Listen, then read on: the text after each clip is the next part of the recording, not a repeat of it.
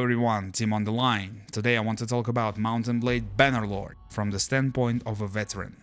I've played this game for more than 300 hours, but my review on Steam is negative. Let me tell you why.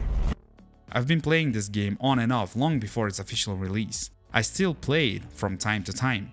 I had some internal arguments about making this video, having a love-hate relationship with the game, but I decided to finally rip the band-aid off and do it. Anyway, before we get to all that, let me tell you about the game itself, in case you've never heard of it or need a refresher. I'm using mods that are mostly like the Game Plus ones and not something outrageous like a machine gun. By the end of the video, you'll understand why these mods are critical. Bannerlord and the Mountain Blade series are essentially open-world sandbox games that give you a full world to explore and allow you to do whatever you want. Before you start the game, you create your character, choose their nationality, and assign points to skills by telling their story and choosing how they grew up. No matter what you choose, you will still spawn in the exact same place with the exact same family members. It's not a big issue at first, but when you start a new campaign, you'll feel the missed opportunity there. Next is the basic training, which I highly recommend for newcomers. This game is a bit more hardcore than standard RPGs, especially in terms of combat. Fighting on horseback and timing the attacks is not that easy. If you played Kingdom Come Deliverance, it's like it, but a little less hard. It has RTS elements as well, like top-down view over the map you traverse, and the ability to give out commands to your troops, but here from a third-person view right from the battlefield. A cool idea that is pretty well implemented. One important feature that this game has is auto battle. It becomes a godsend later in the game, especially when your army is much stronger than the enemy. It just saves time, and a lot of it. Then you do the first part of the main quest that exists in the game, which is more training on how to move around and get some brave men fighting with you and how to control them, which is okay. But I would suggest not going through this quest line after saving your family. There are no blockages anymore, so you can become your own king or become a part of another faction without it. This is a random point in the video where I ask you to leave a like and subscribe. You are very appreciated. While we're on it, there are a lot of factions with different relations to each other, and it constantly changes. Prices on goods will change due to assault on cities and wars in general, and factions of mercenaries will move from one liege to another. What all of this does is create a living world that is almost always different and never exactly the same when you start anew, which is a huge advantage to the game, and it adds to its replayability. It doesn't really care that much for you. It feels like the world has been here before you and will be here after you too. You have to make something of yourself here for the world to notice you and to react to your actions. But with that done, you notice that you don't really have that much, like money, weapons, or have a squad. And I'm not even talking about an army. This, in my opinion, is the grindy but somehow fun part of the game, where you're left all to yourself and the game is not really you-centric. It doesn't wait for you. Wars will continue with or without you. If raiders see that you're weaker than them, they will attack you and take you as prisoner. Castles will be taken, kings and queens might die on the battlefield. If you check the mark on the character creation menu, which I advise you to do, it adds realism. Rebellions can start. So when you are standing here for the first moments of the game, you think, what can you do to make more money and get a bigger squad roaming with you, that you'll have to feed and pay salaries to. You can try and get the bandits that are smaller than you and take their stuff to sell in big cities. Or maybe if you choose to be a trader, go buy and sell some goods to make more. Or maybe go and make some blades and forges and maybe become a gladiator and fight in big arenas while betting on yourself. Or do all of it little by little. I have tried different roleplays and most of them are quite a good experience. If you are fighting in the arenas as the main thing you do, which I feel is the most popular one due to how engaging and fun it is, you quickly notice that you are not really that strong, that you have almost the worst possible armor and sword. So after you get some fails and wins, you slowly start to get better equipment, sometimes winning it from the tournaments themselves, progressing towards better skills and gaining more experience in fighting. After some time you level up. As we are talking about skills, here you have a system where you level up and get a focus point. Use this focus point to boost a skill that you want, and then, more importantly, an attribute point that you get every 4 levels. That upgrades a row of skills and is more important than focus points if you want to get to the end of the skill tree. I like this mechanic. I think it suits the game that tries to take a more realistic approach. So you did it. You grinded through the initial phase of the game, established your little clan and got some armor and good men ready to follow your lead. Now what? Well, depending on what you're doing, it could be a lot of stuff. Travel the world while selling things and meeting nobles. Continue gaining personal fighting skills in the arenas or hunting down deserters and bandits. Or you could become a mercenary for one of the world's factions, gain influence for which they will pay you, and fight nobles on the enemy side, which is way harder than some stack of bandits and deserters, because they have high-level infantry, cavalry, and archers. At this point, you start looking at how and which units to upgrade, to get the best possible party of people on your side. There are a lot of good units throughout the game, with different stats, strong and weak sides to them, which you, most likely, will be checking on the internet. It's sort of collecting and seeing what works for you. I personally like to go with an all-empire build with strong cavalry leading my party. For the pros watching, yeah, I know, Vlandians are grey and Husai Darkhans are more versatile, I just love the Empire aesthetics. By the way, the terrain and location do have an effect on how battles will go. For example, in foresty areas, the cavalry will have a bad time navigating through the woods and can easily be targeted by infantry, due to the low speed at which they go, and vice versa on wide open fields. You can use choke points or elevation to your advantage. For example, positioning archers on high ground allows them to shoot at enemy lines even when they clash with your soldiers, because they have a clear shot at the enemy, and yes, friendly fire is on in this title. With time, with you slowly upgrading your weapons and armor, upgrading the party, and becoming a better leader, you start winning battles at worse odds than before, and start making yourself a name, renown as it is called. With enough of it, you start seeing the guards that let you into the keeps where nobles are, where you can get some quests, which I don't really do if I'm not desperate for money or really need to straighten relations with them. And at clan level 2 you could become a vassal to the kingdom or empire. The game changes a little from here. They don't pay you anymore like when you were a mercenary for influence points you got. You now get some money from reparations or pay them if the kingdom owes it for a previous war. In exchange for that money and added responsibility, you get an option to assemble an army. It will cost you influence which you now have. With that influence, you call in nobles. The price that you pay depends on how good of a relationship you have with them. So you can also join armies and go for sieges of cities and castles, and most likely the ruler of your faction will give you your own place pretty quickly.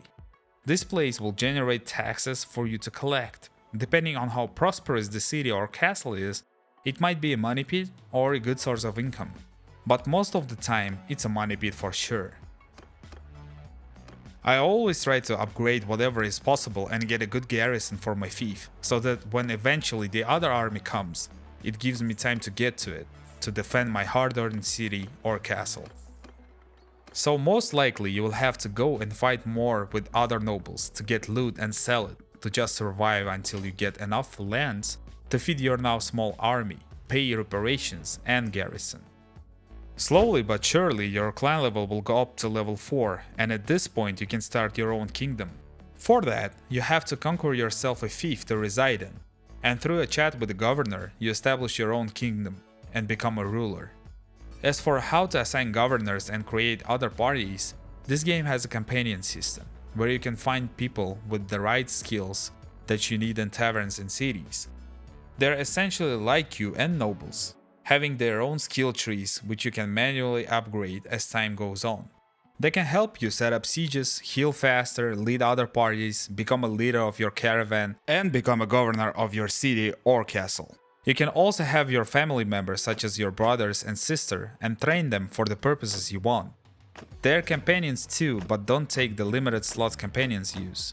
You can also marry and make nobles of your own, and go through their skill customization like you did when you created your character. Only difference is that it takes much longer. I believe I covered the most important mechanics in the game. There are more than that, but I think those are the ones that are worth talking about. And so, with that said, it sounds like the best game ever, right? Where you can go and explore, fight, conquer, do politics and whatnot. With a wide open world and assaults, trade, and army command. What is there not to like? Answer to that is plenty. I mean, all of it sounds like the game that I would dream of as a young boy playing Warcraft 3. To have a great mix of economy and army RTS with RPG elements where you can go on the battlefield and fight 500 on 500 in real time, giving orders and winning battles that seem lost. And all of that is true to a degree. The early and mid game are very good, with tons of stuff to drain hours from your life. I sometimes didn't even feel how I spent a whole night playing it, and only when the sun lit my room did I understand how bad of a decision I made. The thing is, the endgame is truly boring. Here you start feeling how the AI of the lords and other kingdoms is bad. Mind you, I'm playing with mods, and yet, there are almost no options except for bargaining for peace or starting a war. For interactions with companions, the only time you do something is allocate the points from them leveling up. And the only dialogue I heard from them is when you forgot to feed the army. And they were like, yo dude, army is starving, don't do that anymore. And my response to that is, yeah, sure, sorry about that, never gonna happen again. Or when other kingdoms will just randomly start wars against you. Yeah, I know that in the beginning AI thinks that you are too weak, etc. But even after you get strong enough, they still do. And it could be okay, but when they are about 3 times weaker than you and have just lost a war against you, they begin again, without creating alliances with other kingdoms. It just breaks the immersiveness. The useless mechanic of executing nobles. If you execute one, then all of them will hate you for it.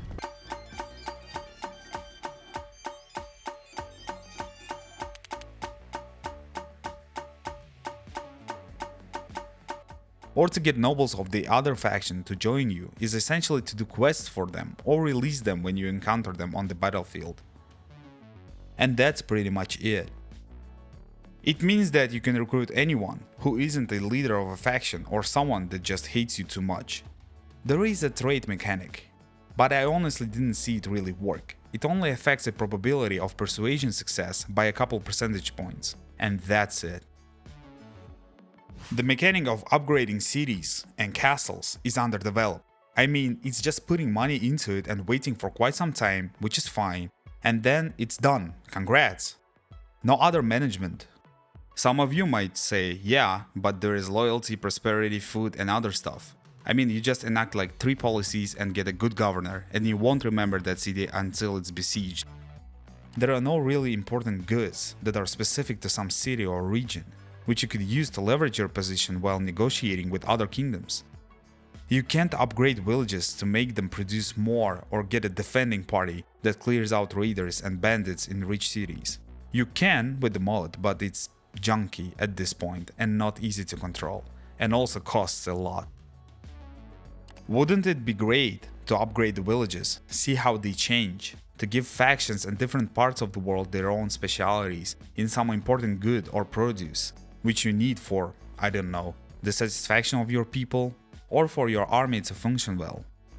I believe the devs should really look into Crusader Kings and borrow some of the diplomacy mechanics from there. Not all of it, but enough to provide a varying experience with random events, maybe even weather events, that will affect the goods produced, their prices, and the loyalty of your people and nobles. While I'm on that note, I feel like the third-person roaming is way underused. So let's say you have just won a war against a weaker kingdom and took their cities. Depending on what kind of nobles there are in that faction, and if there are some roguey ones, maybe they can create an ambush in the city, or while you travel, and you have to defend with 10 people against 20 or 30 or whatever. Illnesses would be cool too, fully working rebellion factions within your faction that will form if you do too much stuff that they don't like, and measures to counteract them too. There are rebellion factions now, but I'm not sure if it's a game mechanic or a mod. Still, it doesn't really work.